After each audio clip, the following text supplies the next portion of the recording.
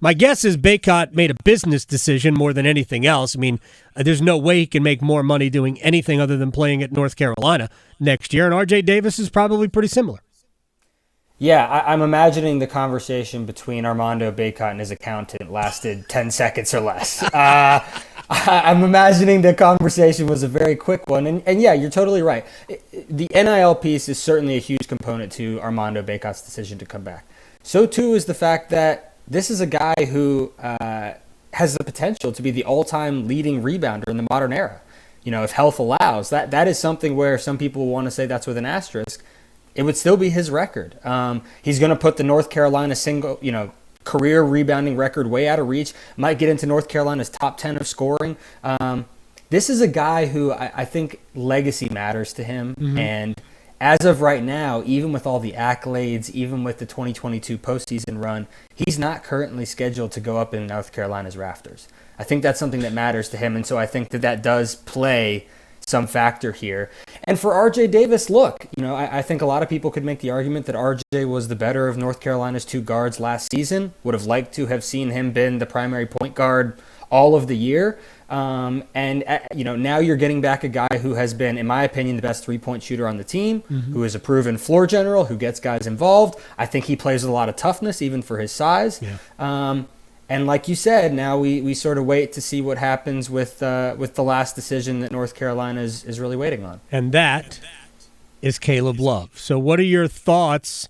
I don't want to speak ill of any player, but it almost feels like I don't know, like they almost don't want Caleb Love to come back. And I hate even saying that out loud. You can tell my hesitancy because I don't want to be that guy. But it almost seems like they might be better off if Caleb Love either goes pro or puts his name in the transfer portal. I think it's probably the most delicate situation that Hubert Davis has had to deal with mm-hmm. since becoming North Carolina's head coach. It is how does he handle the situation? Because clearly the fit on court this season and just strictly on court between Caleb Love and RJ Davis was not there. Right. North Carolina had its fewest assists in a season since that became a stat. Both of their individual assist rates dropped. Ball movement was stagnant. It didn't work. And so now you're talking about a situation where you already know one guy's coming back. You already know that you've got a big man coming back. To me, it sort of seems like the writing is on the wall here. And it's almost unthinkable that a guy who hit probably a top 3 shot in North Carolina basketball history is now most likely, in my opinion at least, not going to be back next season. I won't say very surprised. I would be shocked if Caleb Love was back at North Carolina next season. And it's just sort of a stunning change from this time a year ago. We thought Caleb could come back, maybe play himself into first-round territory, mm-hmm. and in no way did that play out. And that's not just on him. That's also on the pieces around him. But, again, I don't want to speak ill of Will the kid. He hit one of the biggest shots in Carolina history. He's going to be a legend in Chapel Hill forever. But certainly it does seem as if North Carolina's other moves suggest that the team is ready to move on and sort of hitch its keys in their entirety to RJ Davis. Do we think there's going to be any more, player attrition off this roster? Other than Caleb Love, I mean, at this point, we're talking about not having enough guys for a scrimmage in May. Right. I would not expect there to be. I believe that, a decision on Caleb is probably coming sometime this week, if not early next week. I was told after the season that it was going to come within 2 weeks, and that's what this week would be. But at this point, no, we're talking about you've already lost 5 guys to the portal. He would be number 6. You obviously have the 2 starters who eligibility is gone. It's going to be a totally different. This is a radical roster remake for Hubert Davis, and it's an opportunity that he hasn't had since he was head coach. But I think it's a weird one because I believe he deserves that. He's the head coach. He should have an opportunity to build it up with his guys. At the same time, how successfully he does that is going to be judged a lot more critically given the events of the last year than it would have been if this is something that had happened last offseason.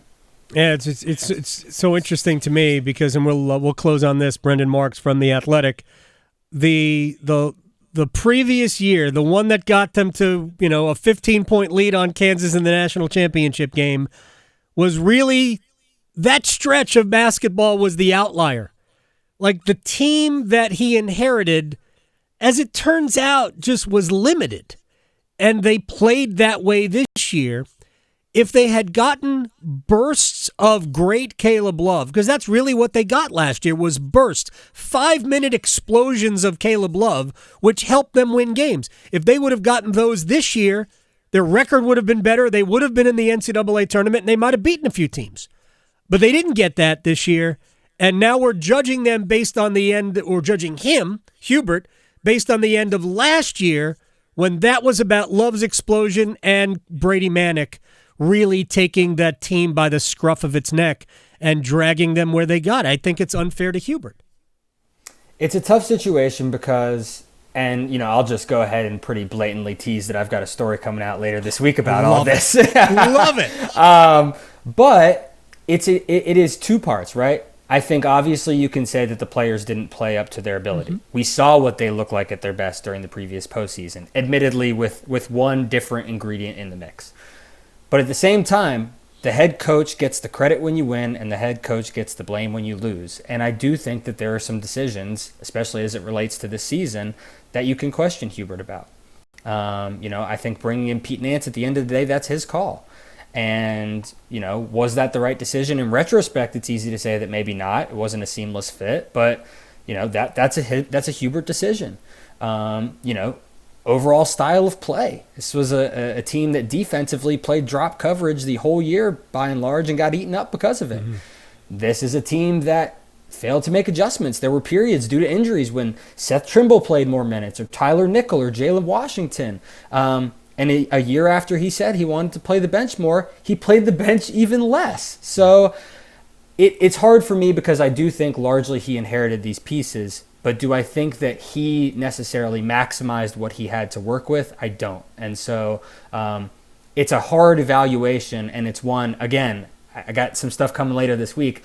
It is one that I think a lot of people in the basketball community are watching to see, okay, next year when he finally has a Hubert Davis North Carolina roster, what are the Tar Heels capable of? And that, I think, is when we'll be able to evaluate him as a coach a little bit more fairly.